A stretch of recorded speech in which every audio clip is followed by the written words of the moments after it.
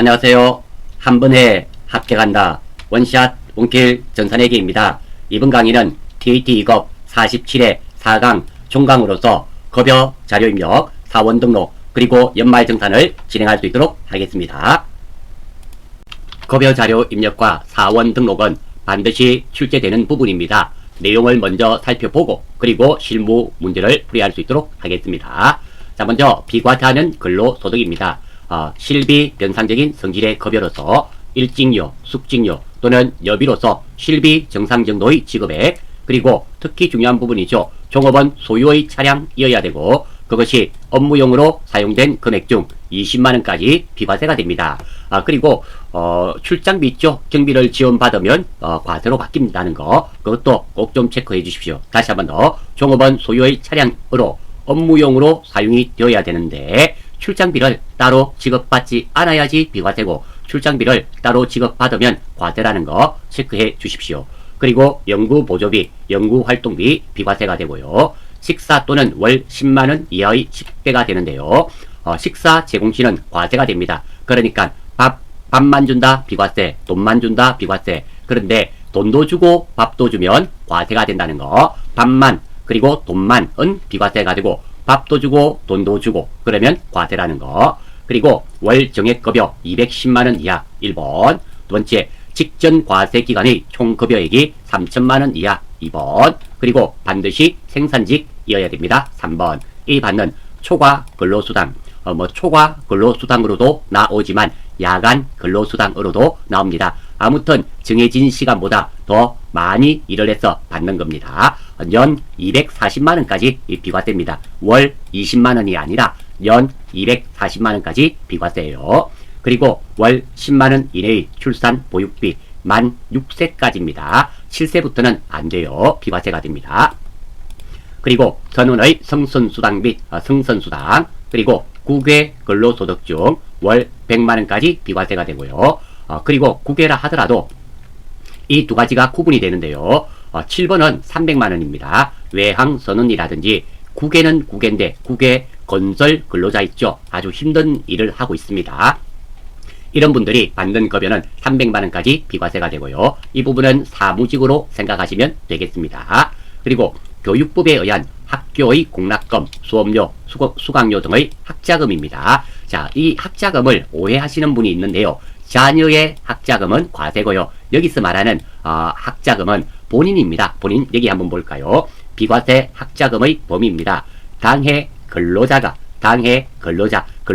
본인입니다. 본인이 종사하는 사업체의 업무와 관련이 있는 교육, 훈련을 위하여 받는 것을 의미한다는 거 혹시 오해하실까 싶어서 적어두었습니다. 그리고 직무 발명 보상금 중 500만원까지는 비과세고, 그리고 500만원 초과분은 과세가 되는데요. 이 직무 발명 보상금도 퇴직 후의 직무 발명 보상금은 과세가 됩니다. 그리고 장애급여, 유족급여, 실업급여, 그리고 육아휴직급여 이런 것들이 비과세고요. 나머지는 여기에 나와 있지 않는 모든 것들은 과세가 된다. 이렇게 생각하시면 됩니다.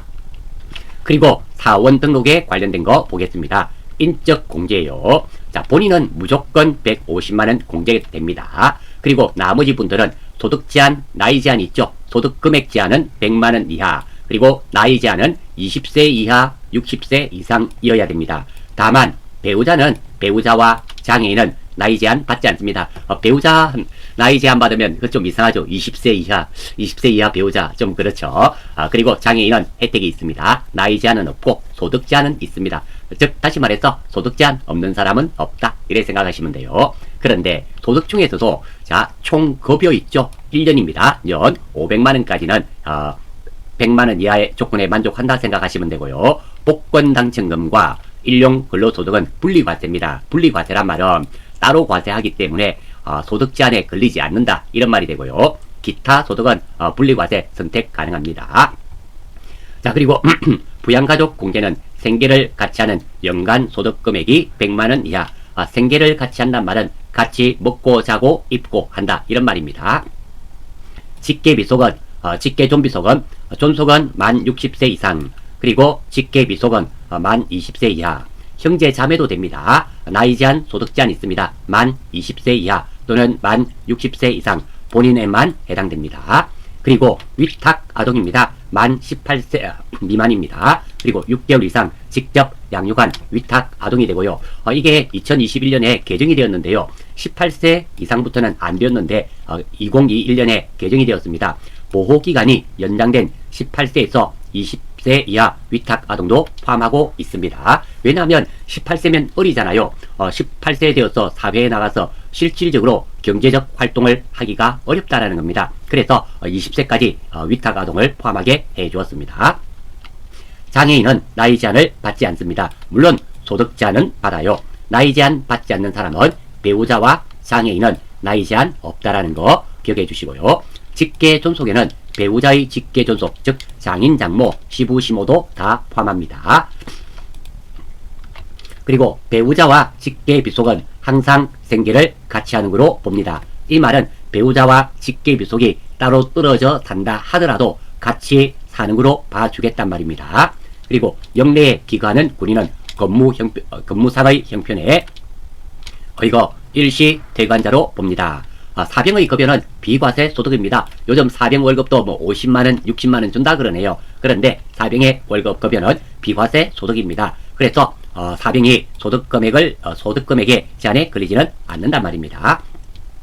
직계 비속과 배우자가 모두 장애인인 경우 그 배우자, 자 이런 경우는 시험에는 나오지 않을 것 같은데요. 자, 내 자식이 있는데 이 자식이 뭐 장애인입니다. 그리고 며느리예요. 정상인입니다. 이런 경우 며느리는 공제가 안 됩니다. 그런데 내 아들도 장애인, 내 며느리도 장애인이라면 소득 제한에만 걸리지 않는다면 며느리도 공제 대상이 된다. 이런 말입니다. 그리고 추가 공제입니다. 추가 공제는 일단 기본 공제가 되어야 됩니다. 즉 소득 제한, 나이 제한에 걸리지 않고 여기에 해당이 되면은 추가로 공제해 주겠다. 이런 말입니다. 경로 우대 공제, 경로 우대자 공제 100만원입니다. 기본 공제 대상자가 70세 이상인 경우 꼭 기억하셔야 됩니다. 추가 공제가 되려면 전제 조건이 기본 공제 대상자가 된 사람 중에 여기에 해당되는 경우라는 거. 기본 공제가 안 되면 여기에 해당 안 됩니다. 장애인 공제입니다. 1명당 200만원이에요. 기본 공제 대상자가 장애인인 경우가 되고요. 이 장애인은 우리가 알고 있는 장애인 뿐만 아니라 국가 유공자도 해당이 되고요. 항시 치료를 요하는 중증 질환자를 포함하고 있습니다. 그리고 부녀자 공제죠. 종합소득금액이 3천만원 이하이면서 배우자가 있으면 누구나 다 되고요. 배우자가 없는 경우 종합소득금액 3천만원 이하이면서 배우자가 없는 경우는 기본공제 대상 부양가족이 있는 세대주여야 돼요. 그래서 미스 같은 경우는 부녀자 공제가 잘 되질 않죠. 왜? 기본공제 대상 부양가족이 있어야 되고 세대주여야 되니까 좀 힘들죠. 이 조건을 만족하기가 힘들어서 그렇습니다. 자, 부녀자 공제. 그리고 부녀자 공제에서 꼭 기억하셔야 되는 것은 근로자 본인이 여자여야 됩니다. 그러니까 저는 남성이죠. 우리 집사람 전업주부입니다. 우리 집사람은 부녀자 공제가 되나요? 안 되죠. 우리 집사람은 전업주부입니다. 소득이 없습니다. 부녀자 공제를 어떠한 경우에도 받을 수 없습니다. 근로자 본인이 내가 여자이면서 이 조건을 만족해야 된다는 거 혹시 오해하실까 싶어서 말씀드렸습니다. 한부모 공제죠. 말 그대로입니다. 해당 거주자가 배우자가 없는 사람으로 기본 공제 대상인 직계 비속입니다. 자식이죠. 또는 입양자가 있는 경우 단 부녀자 공제와 중복될 경우에는 한부모 공제만 됩니다. 동시에는 안 된단 말이에요. 그리고 자녀 세액 공제입니다. 자녀가 만 7세 이상 20세 이하에 대해서 자녀 세액 공제를 해줍니다. 그리고 부양가족 공제 시 소득 여부 판단 기준입니다. 중요하죠. 자, 사업소득, 양도소득 이런 소득들은 연간 소득금액 합계액이 100만원을 초과하면 안됩니다. 금융소득이죠. 이자소득, 배당소득입니다. 연 2천만원 초과되는 경우 안됩니다. 그리고 근로소득이죠. 근로소득은 앞에서도 나왔습니다. 연 500만원까지는 해주고 500만원이 초과되면 안됩니다. 다만 일용 근로소득은 분리과세죠. 얼마를 받더라도 해줍니다. 그리고 연금소득금액은 연금 수령액이 연 1200만원이 초과되면 안됩니다. 그리고 기타 소득금액은 선택적 분리과세인데요. 기타 소득금액 구하는 방법은 기타 소득 받은 금액에서 기타 소득 곱하기 60% 그러니까 필요 경비를 빼준단 말입니다. 이 금액이 연 300만원 이하이면 분리 종합과세 선택이 가능하고요. 연 300만원이 초과되면 무조건 종합과세됩니다. 자, 여기서 분리 종합과세 선택이 가능하니까 우리 소득공제 받을 때는 당연히 분리과세를 선택하겠죠. 그러니까 기타 소득 금액이 300만원 이하인 경우는 뭐 되는 사람이다, 이렇게 생각하시면 되겠네요. 그리고 기타 소득 무조건 분리과세입니다. 서화, 골동품, 뭐 복권 당첨금, 아니면 슬롯 머신 당첨금, 경마, 경륜 당첨금, 이런 것들은 무조건 분리과세가 된다는 거 알아주시면 좋겠네요. 자, 요 정도 알고 우리가 실무 문제를 풀이할 수 있도록 하겠습니다. 앞에 공부하셨던 내용을 기초로 보겠습니다. 자, 사원 등록부터 먼저 하겠습니다. 김윤성의 주민등록 등본이네요. 자, 김윤성 본인이고요. 부양가족들, 본인과 어머님, 자식들, 형제가 있네요.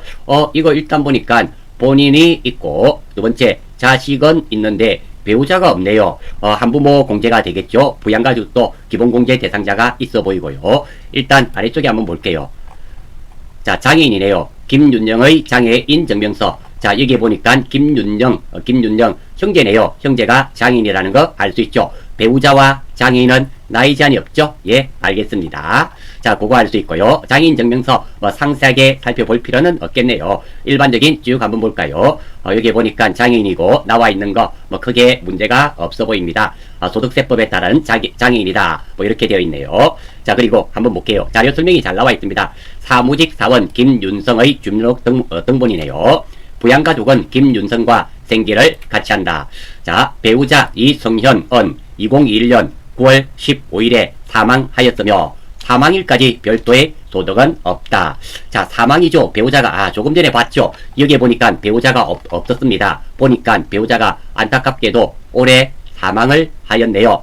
그래서 사망의 경우에는 당해까지, 지금 2021년이니까 2021년은 인적 공제가 되고요. 2022년부터는 안 됩니다. 아울러서 하나 말씀드려요. 자, 배우자 공제를 받았기 때문에 자식들 있죠. 지금 이 사람인 경우에는 배우자가 없는 게 되겠죠. 한부모 공제는 안 됩니다. 다시 한번 더. 지금 올해 2021년에 사망을 했습니다. 배우자가. 그러면 당해까지는 배우자가 인적 공제가 됩니다. 하지만 지금 배우자가 없다고 해서 배우자 이거 공제도 받고 자식들도 한부모 공제를 받느냐? 그렇지는 않다라는 겁니다. 배우자 공제만 받고 내년부터는 배우자 공제는 못 받고 자식은 한부모 공제를 받을 수 있겠죠. 즉 중복 공제는 안 된단 말입니다. 예, 됐습니다. 다음부터는 요거 이해가 되고요. 별도의 소득이 없으니까 공제가 됩니다. 어머님이네요. 이영수는 소득세법에 따라 원천 징수된 이자 소득 1000만원과 배당 소득 900만원 있고 그 외 소득은 없다. 자, 이자 소득과 배당 소득은 금융 소득으로서 합산해서 2000만원 이하까지는 된다 그랬습니다. 따라서 어머님도 되는 사람이고요. 자녀 김현선은 모친 이성현으로부터 상속받은 재산이 1억원 외에 다른 소득은 없다. 자, 상속받은 재산은 소득으로 보지 않습니다. 그래서 이 자녀는 되는 A예요. 두 번째입니다. 자, 상속 이게 잘은 나오지는 않는데요. 나왔네요. 혹시 여러분들 시험 치실 때, 자, 이게 입력을 해야 될까 말아야 될까, 듣도 보도 못한 것이 나오는 경우가 간혹 있을 수 있죠. 그런 경우는 확률은 입력한다 안 한다. 즉 이 자녀입니다. 상속받은 재산이 1억인데 이게 소득 제한에 걸릴까 안 걸릴까 이런 고민이 되는 경우가 있다라는 겁니다. 이때는 여러분들 같으면 어떻게 하겠습니까? 소득 제한에 걸리는 걸로 하는 게 맞을까요? 소득 제한에 걸리지 않는 걸로 하는 게 맞겠습니까? 대부분 한 70에서 80% 정도가 제한에 안 걸리는 거, 즉 입력을 하는 것이 맞다라는 겁니다. 우리가 찍더라도 좀 요령이 있어야 되겠죠. 우리가 공부를 하다 보면 모든 것을 다 알 수는 없습니다. 따라서 내가 이거 본 적도 없다 이런 경우가 있습니다. 이런 게 놓으면 해당이 없다고 생각하고 기본 공제로 입력하는 게 맞다라는 겁니다. 물론 절대적이진 않습니다. 모를 때 찍을 때는 일단 긍정으로 찍는 게 맞다라는 겁니다. 부정으로서 입력하는 게 아닌 게 아니라는 겁니다. 자, 아무튼 상속 재산은 우리 소득 요건에 해당이 되지 않습니다. 그래서 즉 소득으로 보지 않는단 말입니다. 그래서 얘는 애가 되고요. 하나 말씀드렸고, 두 번째로는 이렇게 처음 보는 소득이나 어떤 다른 것도 다 마찬가지입니다. 처음 보는 게 나왔어요. 입력을 해야 될까요? 말아야 될까요? 이렇게 갈등이 되는 경우는 입력하는 것이 맞을 확률이 70에서 80%입니다. 이건 제가 팁으로 하나 알려드렸습니다. 대부분 그래요. 반드시 그런 것은 아닌데 모를 때는 어차피 찍어야 되잖아요. 긍정으로 찍으시는 게 맞다. 이런 말씀 드릴게요. 예, 자녀도 입력해야 되고요. 다음 자녀 김현진 1인 미디어 콘텐츠 창작자. 오, 얘도 유튜브네요. 나도 유튜브인데 사업 소득 금액 90만원이 있다. 1년에 90만원 벌었네요. 좀 작게 벌었죠. 저도 한 요 정도 광고 수입이 있는지 모르겠어요. 요 근처 한 1년에 제가 광고 수입이 한 100만원 정도 되는지 모르겠어요. 물론 저도 이 사업 소득으로 들어오게 되고 국세청에 신고도 하고 있으며 저는 아시죠? 이 사업소득 광고료 전액은 제가 캄보디아에 기부하는 걸로 말씀드렸듯이 실제로 그렇게 합니다. 참고로 말씀드리고요. 그리고 어쨌든 얘는 되는 애고요. 동생 김윤영은 장애인 복지법에 따른 시각장애인이며 소득 없네요. 동생 있었죠? 나이 제한 안 걸리고 소득이 없으니까 예, 알겠습니다. 자, 평가 문제 한번 볼까요? 사원 등록 메뉴의 부양가족 명세를 입력하시오. 자, 일단 메뉴부터 한번 들어가 보겠습니다. 사원 등록 메뉴 있죠? 여기 또 부양가족 명태를 입력할 겁니다.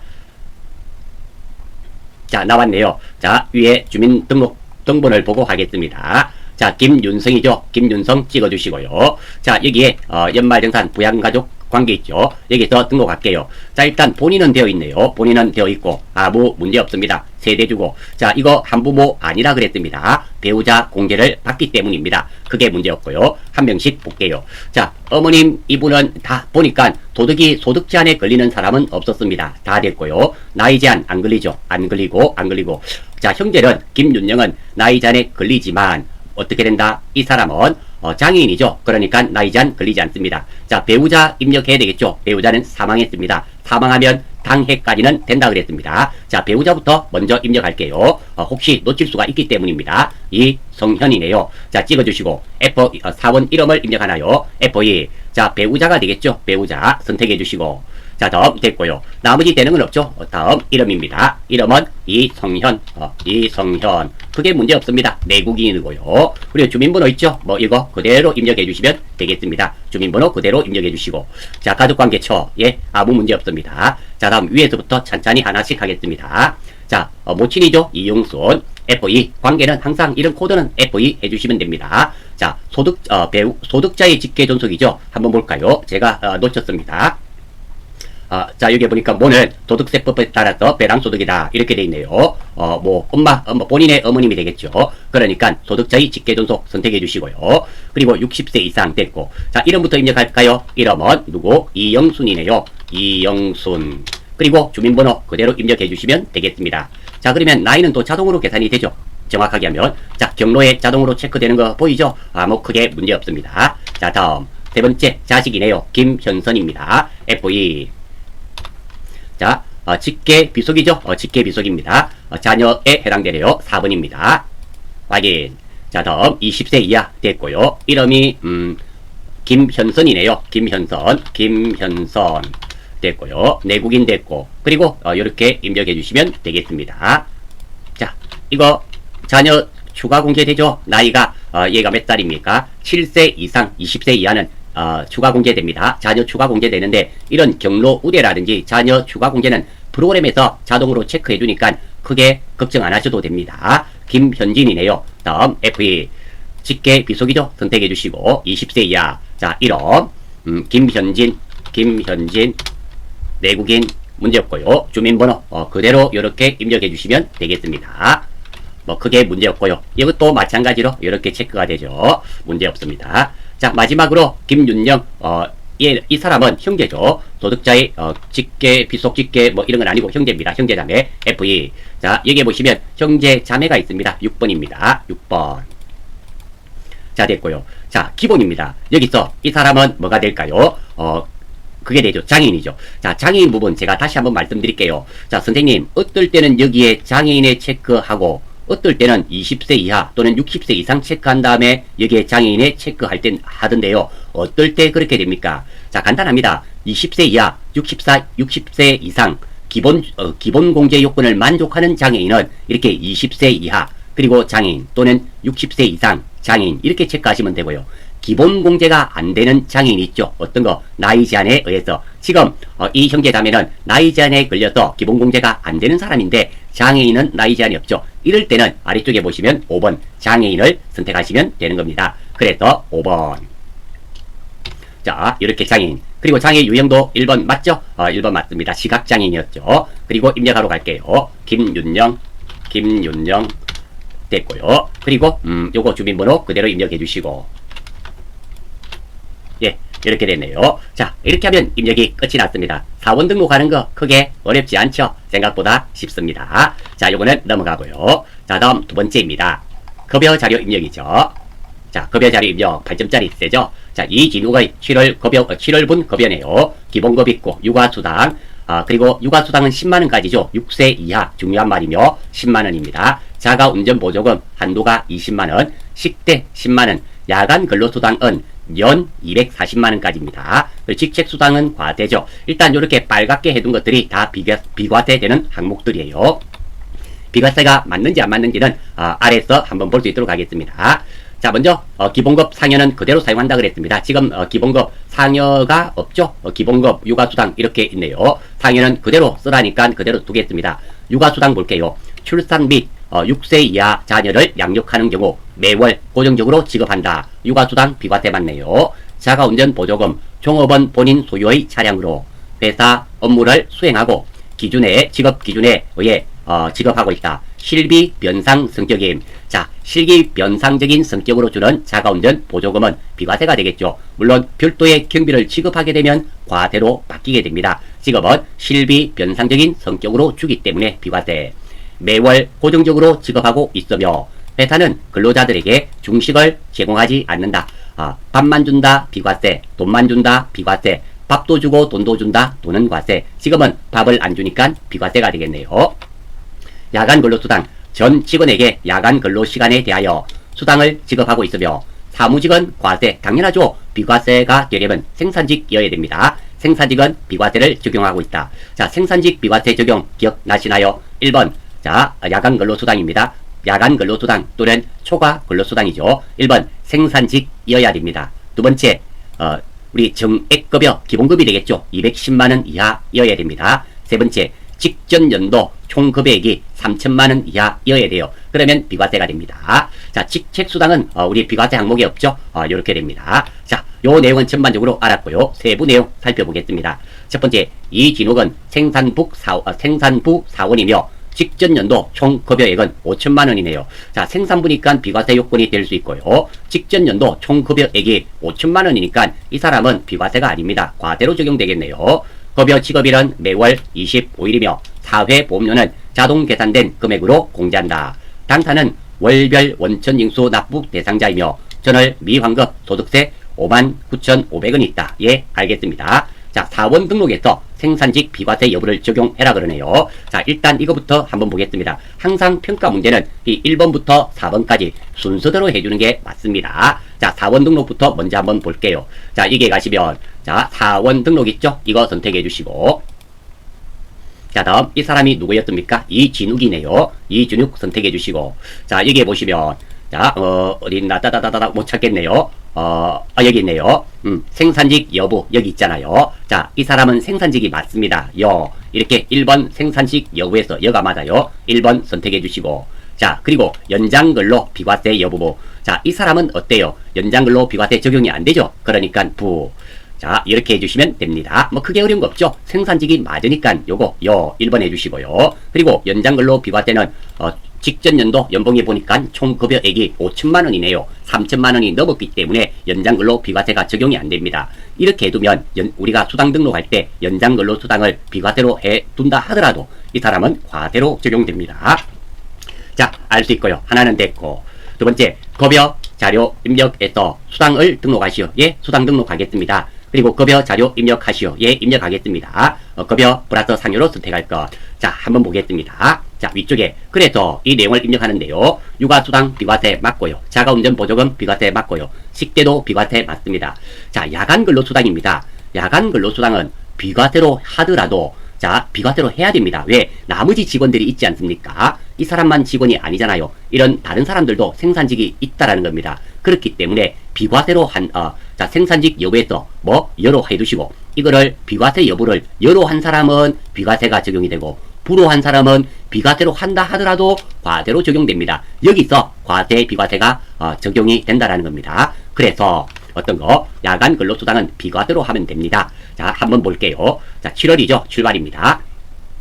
급여 자료 입력입니다. 들어가서 자, 몇 월? 07월입니다. 구분은 2번 급여 상여 해라 그랬죠. 직업일 2021년 07월. 자, 며칠인가요? 한번 날짜를 확인해 봐야 되겠네요. 뚜두두둑 내려가서 직업일은 7월 25일이네요. 그러니까 25일. 자, 인데요. 자, 여기서 25일 한번 해볼게요. 자, 우리 AT 시험은 조금 주의하실 점이 있어요. 자, 여기 보시면 이렇게 입력을 다 날짜를 입력하고 나면 수당 공제 등록이 되지 않습니다. 그러니까 먼저 수당 공제 등록부터 하고 그리고 이것을 입력을 해 주셔야 돼요. 자, 다시 한번 할게요.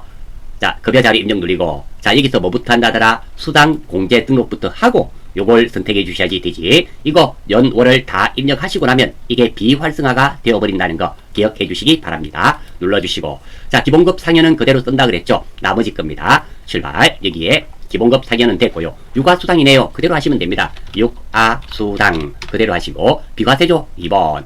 자, 비과세 항목은 여기다가 육아수당이라고 엔터 하면 나타납니다. 확인. 별 문제 없죠. 나머지는 넘어가고요. 두 번째. 그리고 자, 자가운전 보조금이네요. 자가운전 보조금. 자가운전 보조금. 자, 이것도 역시 2번 비과세죠. 자, 자가운전까지만 치볼게요. 이렇게 선택을 하시면 됩니다. 세 번째 한번 볼게요. 세 번째. 자, 식대네요. 식대 그대로 식대. 비과세였죠? 2번. 여기도 역시 바로 있네요. 2번에 식대. 됐고요. 자, 다음 야간 근로수당이네요. 그대로 야간 근로수당. 비과세죠? 2번.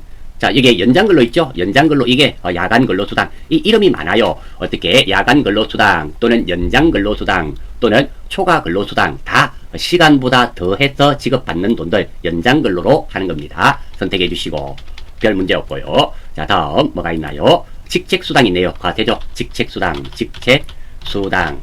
자, 과세 1번. 과세는 급여로 하면 됩니다. 급여 1번. 확인. 자, 별 문제 없고요. 자, 또 어떤 수당이 있나요? 수당이 좀 많네요. 없고 나머지는 그대로 쓴다 그랬죠. 예, 되었습니다. 이렇게 하고 나서 이제 확인. 자, 이게 07월이죠. 07월. 이거 2번 선택한다 그랬습니다. 급여 상여. 자, 됐네요. 7월 25일. 자, 이 중에서 이진욱이죠. 사람 이름 잘 선택하세요. 자, 의외로 자, 이진욱인데요. 자, 이게 이진욱이 첫 번째 있으면 잘 안 터져요. 그런데 이렇게 두 번째 있으면 흥분해가지고 김윤성을 찍어놓고 김윤성에다가 금액을 입력하는 경우가 아주 많습니다. 그 점 유의하실 수 있도록 하십시오. 자, 기본급 350만원이네요. 3500불. 상여는 없죠? 없는 거는 입력 안 하면 됩니다. 육아수당 얼마? 20만원. 그리고 자가운전 보조금 250불. 식대 160불. 야간 근로수당 20만원 200불. 그리고 직책수당 30만원. 자, 이렇게 입력이 끝나고 나면 꼭 확인을 한번 해봐 주셔야 됩니다. 자, 지금 우리 비과세 적용되는 부분은 어디입니까? 여기죠. 이 사람은 야간 근로수당이 비과세 아닙니다. 자, 확인 한번 해볼게요. 육아수당은 얼마? 10만원이죠. 10만원. 자가운전 보조금은 한도가 얼마? 20만원. 식대는 한도가 얼마? 10만원. 자, 그러면 이 사람이 비과세 받는 금액은 총 얼마입니까? 40만원. 자, 여기서 자, 아래쪽에 있네요. 비과세 소득이 얼마다? 40만원. 예, 아무 문제가 없네요. 이렇게 입력이 끝나고 나면은 반드시 아래쪽에 비과세 금액을 한번 확인해 봐 주시기 바랍니다. 왜? 우리가 과세, 비과세를 잘못 선택하는 경우도 있을 수 있다라는 거죠. 있기 때문에 꼭 좀 이렇게 확인을 하고 마무리 지으시면 되겠습니다. 급여 자료 입력은 크게 문제 없으리라는 판단이 듭니다. 자, 마지막 4번이네요. 7월분 귀속 원천징수 이행 상황 신고서 작성하는 거죠. 자, 한번 볼게요. 자, 원천징수 이행 상황 신고서 여기 나와 있다 그죠? 눌러주시고 자, 7월분이었습니다. 07월부터 언제까지? 07월. 귀속 월일도 7월 25일이니까 07월부터 07월까지 엔터. 자, 여기에서 전월 미환급세액이 있다 그랬습니다. 아래쪽에 여기가 되겠죠. 이 금액이 59,500원이었는가? 자, 여기에 있었죠. 예, 59,500원이네요. 이 금액이 59,500원. 자, 이렇게 입력해 주시면 됩니다. X. 자, 이렇게 하면 저장하시겠습니까? 당연히 저장해야 되겠죠. 예. 자, 이렇게 하면 사원 등록 급여 자료 입력은 마무리가 되겠습니다. 자, 연말정산입니다. 연말정산 보기 전에 먼저 공제 항목들부터 보겠습니다.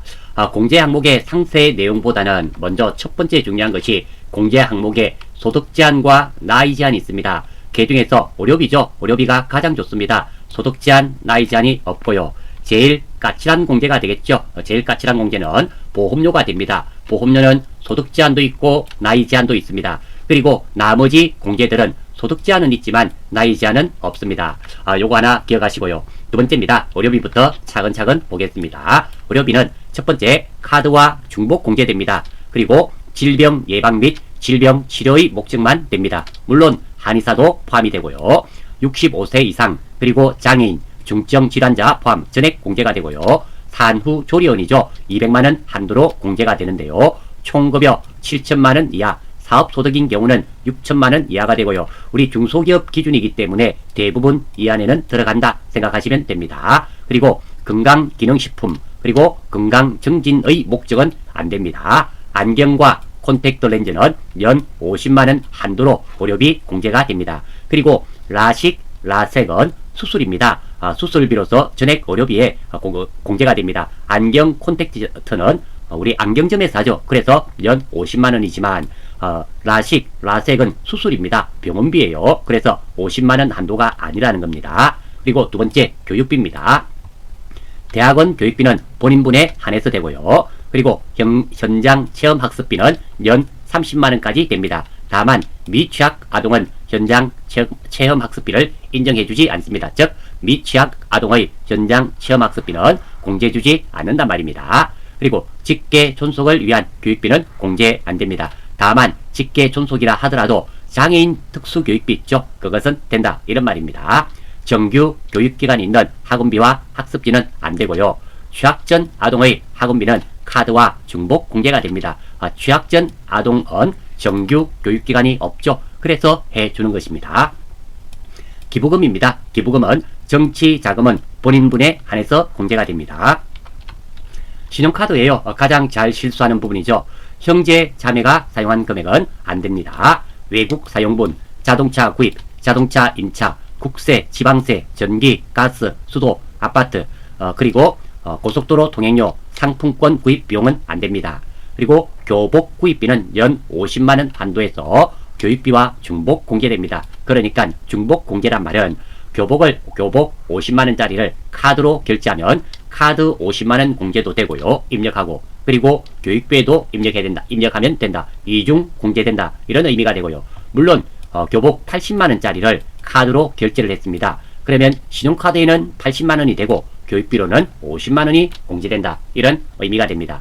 그리고 초등학생은 안됩니다. 교복 구입. 초등학생 제가 자식도 초등학생이었고요. 정확하게 모르겠는데요. 초등학생은 교복을 안 입고 다닌가봐요. 입고 다닌다면 안 해주겠다. 이런 말입니다. 당연히 회사 경비로 사용한 금액은 안됩니다. 왜? 내 카드로 썼지만 다음에 회사로부터 돌려받겠죠. 그래서 안 해줍니다.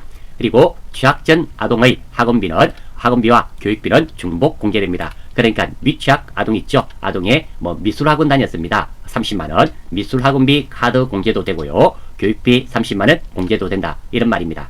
그리고 새 차 아닙니다. 중고 자동차 구입 비용의 10%를 카드 공제해줍니다. 자, 여기서 말하는 카드란 말은 우리 체크카드 있죠. 그런 것도 해당이 됩니다. 현금, 영수증, 카드, 체크카드 다 해당되는 말입니다.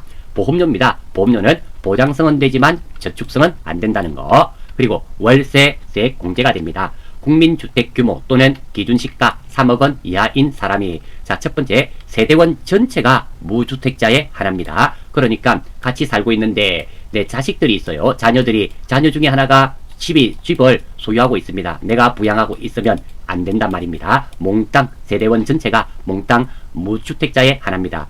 총급여 7천만원 이하 또는 종합소득금액 6천만원 이하가 대상이 되고요. 월세 750만원 연입니다. 를 10%를 공제해 주는데요. 총급여 7천만원이 아니라 4,500만원 이하인 자는 12%를 공제해 줍니다. 요게 2001년 개정이 되었어요. 물론 이런 것들은 여러분들 실무에서는 큰 의미가 없겠죠. 프로그램에서 자동으로 계산해 주니까 크게 관계가 없는데요. 이런 것들이 이론 시험에 나오면 맞출 수 있는 능력은 있어 줘야 되겠다. 이런 말입니다. 마지막으로 요거 두 개는 여러분들이 한번 읽어보시고요. 연금 계좌세 공제입니다. 연금 계좌죠. 연금저축, 퇴직연금, 그리고 과학기술인 공제에 납입한 금액의 12%를 공제해 주는데요. 근로소득만 있는 경우 총 급여액 5,500만원 이하인 자는 15%, 공제 한도는 900만원입니다. 900만원 2021년 개정이 됐어요. 그리고 중도 해지 또는 부양가족의 납입 금액은 공제 대상이 아닙니다. 그러니까 연금 계좌에 연금을 납입하고 있는데 본인 것만 되고 부양가족들 거는 안 해준다, 이런 의미가 됩니다. 그리고 개인연금 저축 납입액은 공제 대상이 아닙니다. 다만 2020년 2000년도죠. 2000년도 12월 31일 이전은 제외가 됩니다. 아마 시험에서는 이 부분은 출제가 되지 않으리라 생각됩니다. 왜냐하면 지금이 2020년이니까 해당은 안 될 것 같은데요. 알아주시면 좋겠어요. 그래서 연금계좌 세액 공제에서는 첫 번째 중도 해지 그리고 부양가족 납입 금액은 공제 대상이 아니라는 거, 본인분만 해당된다는 거 기억해 주시고요. 요 정도 기억하시면 아마 크게 문제가 없으리라고 생각이 됩니다. 자, 이 내용을 알고 우리가 연말정산에 들어갈 수 있도록 하겠습니다. 앞의 자료를 기초로 연말정산 한번 풀어보겠습니다. 자, 생산직 황영석의 연말정산을 위한 자료이다. 일단 메뉴부터 한번 들어가 볼까요? 자, 메뉴에 보시면 우리가 쓰는 메뉴들은 주로 여기 있죠. 여기 요 정도 주로 많이 사용합니다. 물론 일용직 직원 사원 등록도 간혹 하고요. 급여 등록도 일용직 급여 자료 입력도 간혹 하기는 합니다. 주로 위쪽에 다 있습니다. 연말정산 근로소득 원천 징수 영수증 눌러주시고요. 자, 이 중에서 사원 황영석이죠. 한 명만 불러오겠습니다. F2 해가지고 황영석 있죠? 선택해 주시고 확인. 크게 문제 없습니다. 자, 여기에 불러왔고요. 자, 다음 부양가족은 모두 황영석과 생계를 같이 하고 있으며 사전에 입력되어 있다. 자, 한번 볼까요? 부양가족. 자, 여기에 보시면 소득명세 여기에 소득공제 여기에 보니까 자, 쭉 한번 볼게요. 황영석 본인이고요. 배우자고 다 기본공제 대상자가 되네요. 기본공제가 되면은 나머지 공제들은 소득 공제 요건만 만족하면 다 되겠죠. 경로 자녀 장애인도 없네요. 예, 알겠습니다. 다음 두 번째 황영석은 2021년 4월 30일까지 신세계 푸드주에서 근무하고 퇴직하였네요. 예, 알겠습니다. 3번 아들 황종규의 의료비 중 한의원의 지출 내역은 전액 아토피 치료네요. 자, 한의원에 지출한 치료비도 질병 치료나 예방의 목적이면 의료비 공제가 됩니다. 지출되었다. 예, 알겠습니다. 연말정산 근로소득 원천 징수정 징수 영수증 메뉴에서 연말정산을 완료하시오. 예, 알겠습니다. 자, 종전근무제 관련 서류는 소득 명세 탭에서 입력한다. 항상 평가 문제 순서대로 우리가 이렇게 풀이를 하시면 됩니다. 자, 먼저 종전근무지부터 한번 보겠습니다. 소득 명세 있죠? 탭에서 눌러주시고 자, 여기입니다. 자, 여기에 보시면 여기는 안 나타나요. 종전근무지 할 때는 여기에 보시면 종전근무지 입력이란 탭이 있죠? 이거를 눌러주셔야지만 활성화가 됩니다. 눌러주시고 자, 종전하면서 나타나죠? 여기에 입력하시면 됩니다. 자, 아래쪽에 한번 볼게요. 1번부터 먼저 하겠습니다. 자, 부양가족들 나와 있네요. 자, 가족이 이렇게 있었고요. 이 사람들 경로가 해당이 되었고요. 다 기본공제 되는 사람들이었습니다. 장애인도 없었습니다. 자, 아래쪽에 한번 볼게요. 자, 먼저 우리가 찾아봐야 되는 것은 근무처명이네요. 자, 한번 볼까요? 신세계 푸드주죠. 그대로 입력하시면 되겠습니다. 신세계 푸드주 입력해 주시고요. 별 문제 없죠? 사업자 등록번호 10자리 숫자네요. 자, 요거 보고 그대로 입력할게요.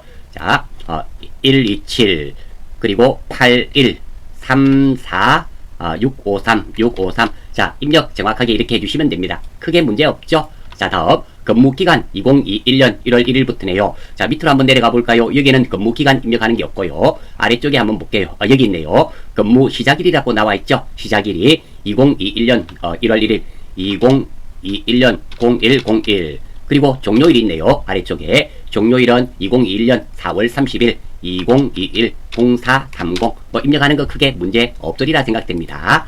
자, 다음 아래쪽에 급여 있네요. 1500 1호 뿔뿔 크게 문제 없고요. 자, 다음 상여 있네요. 300 3뿔뿔 자, 여기에 나온 대로 찾아서 입력만 하시면 됩니다. 크게 문제 없죠? 자, 다음입니다. 소득세 지방소득세 없습니다. 이것은 현근무지예요. 전근무지가 아니죠. 현근무지. 그러니까 이 금액 입력하는 거 아닙니다. 전근무지는 여기에 나와 있는 거 결정세 이 금액을 입력하시면 되는 겁니다. 지금은 없기 때문에 입력할 필요가 없어요. 자, 다음입니다. 자, 그래서 종전근무지 입력하실 때 가장 유의하실 점 한번 볼게요. 1번 종전근무지 이 탭을 눌러야지만 이게 펼쳐진다는 거 하나 가장 실수가 많습니다. 자, 이런 것들은 들어오시면 잘 틀리질 않아요. 그리고 아래쪽에 근무기간, 그 다음에 근무 종료일 나와 있는 거, 이거 두 번째로 실수가 많습니다. 세 번째로 실수 많은 것이 이거 결정세, 이 금액을 입력한다는 거, 소득세, 지방소득세, 지급은 없기 때문에 입력하지 않고요. 가장 많은 실수는 바로 이겁니다. 4대 보험을 입력하지 않는 경우가 아주 많아요. 자, 이거 꼭 입력하셔야 됩니다. 자, 한번 볼게요. 아래쪽에 있습니다. 자, 먼저 건강보험료네요. 건강보험료 514500, 514500 입력하시고 나면 꼭 숫자는 확인하십시오. 장기요양보험이네요. 장기요양보험 29630, 29630 엔터. 그 다음에 국민연금이네요. 6750불, 675불. 많이 내네요. 자, 다음 고용보험입니다. 고용보험 120불, 120불. 자, 이렇게 하면 종전근무지 입력은 끝이 났습니다. 크게 문제가 없죠? 자, 다시 문제 한번 볼게요. 자, 1번 부분은 완전히 끝이 났고요. 그리고 의료비, 그 다음에 공제대상 학계고 뭐 두 개밖에 없네요. 교육비하고. 자, 아래쪽에 상세 내용을 보겠습니다. 자, 먼저 의료비네요. 의료비. 자, 황종규는 직계 비속입니다. 한번 볼게요. 자, 병원 자, 요거 잘 봐야 되겠네요. 안경원입니다. 안경은 1년에 한도가 얼마였습니까? 50만원이죠. 75만원 입력하면 안됩니다. 그러니까 요거 270만원 더하기 50만원 더하기 140만원을 하셔야 돼요. 그러니까 안경 구입비는 한도가 50만원에 맞춰서 입력해야 됩니다. 자동으로 맞춰서 입력되지 않습니다. 그러니까 자, 여기서 25만원을 빼면 되죠. 25만원이 제외돼야 되니까 50만원이니까 25만원 빼야 됩니다. 총액이 485만원인데 50만원만 적용시키면 460만원이 되겠네요. 460만원. 황종규였습니다. 자, 의료비 탭 눌러주시고요. 자, 부양가족 관계코드 F2 하면 되죠. F2 황종규 직계비속입니다. 확인. 자, 나와 있고요. 상호 나와 있지 않고, 자, 국세청 자료도 여기에 빨갛게 국세청 나와 있습니다. 1번 건수는 한 건으로 해라 그랬습니다. 한 건. 지급액은 4600불. 왜? 안경은 50만원이 한도이기 때문입니다. 자, 크게 문제 없고요. 다음 보험료네요. 보험료 한번 볼게요. 본인입니다. 자, 보험료는 보장성은 되지만 저축성은 안 된다 그랬습니다. 자, 보장성 먼저 배우자의 기본공제가 되는 배우자의 보험료를 내가 납부하더라도 공제받을 수 있습니다. 자, 그래서 보장성 배우자 장혜정이죠. 자, 여기에 가서 소득공제. 자, 이게 보험료 있죠? 장혜정. 자, 여기 찍어주시고요. 대부분 국세청 자료죠? 국세청 맞습니다. 자, 건강이 아니고 고용 보장성 보험이죠? 장혜정. 자, 요 칸을 잘 맞추셔야 됩니다. 장혜정 배우자 맞고요. 보장성 보험입니다. 이 금액이 얼마인가요? 250만원. 2500불. 크게 문제 없습니다. 다음 두 번째, 황영석이네요. 본인이죠? 본인도 마찬가지입니다. 위에가 항상 국세청입니다. 얼마? 74만원 740불. 자, 이렇게 하면 보장성 보험 입력은 끝이 났습니다. 간단하네요. 자, 다음 밑으로 내려가 볼게요. 교육비네요. 황영석 본인이죠. 자, 대학원입니다. 대학원은 본인분에 한해서만 됩니다. 만약에 부양가족이었다면 안 되는 거죠. 왜? 대학원은 초, 중, 고, 대까지는 되지만 대학원은 본인만 됩니다. 따라서 이 금액 전액을 입력하시면 됩니다. 교육비 한번 볼게요. 스크롤바 오른쪽으로 살살 당기시면 교육비 있죠? 교육비 일반입니다. 일반이고요. 자, 특별한 경우 아니면 대부분 국세청이죠. 마크 확인 한번 하시고요. 자, 교육비 얼마? 12불불. 자, 입력이 끝났습니다. 이렇게 밑에 한번 찍어볼까요? 자, 교육비 다시 한번 확인합니다. 1200만원. 예? 아무 문제 없네요. 자, 그리고 밑으로 내려보시고요. 끝이네요. 간단하네요. 이번에는 보니까 항상 우리가 연말 정산할 때는 어떤 부분이냐 하면은, 자, 기본공제 안 되는 사람이 조금 문제가 생겨요. 지금처럼 다 기본공제 되는 사람들은 크게 문제가 없습니다. 물론 교육비 직계 존속을 위한 교육비는 교육비 공제 안 되죠. 다만 장애인 특수교육비는 공제가 됩니다. 이런 특별한 몇 가지 사항들만 아시면 우리가 연말정산이죠. 연말정산은 쉽게 해결이 됩니다. 자, 이름으로써 우리 FAT 2급 47회 실무 강의를 마치고요. 모든 강의를 마치는 것으로 하겠습니다. 자, 궁금하신 점은 언제든지 영상 아래에 글을 올려주십시오. 최대한 빠르게 답글 올릴 수 있도록 하겠습니다. 빠꿍하셔서 꼭 원샷 원킬 하십시오. 수고하셨습니다.